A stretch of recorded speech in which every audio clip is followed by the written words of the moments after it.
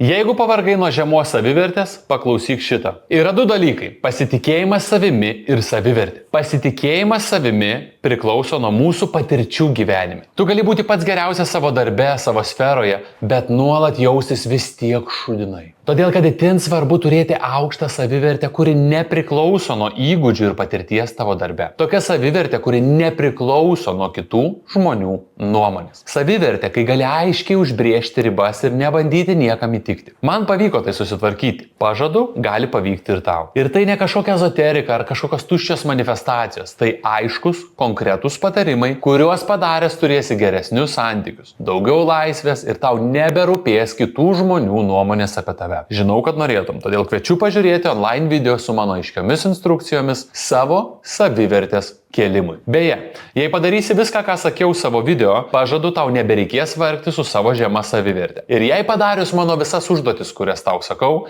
neįvyks pokyčiai, grąžinsiu tau visus tavo sumokėtus pinigus.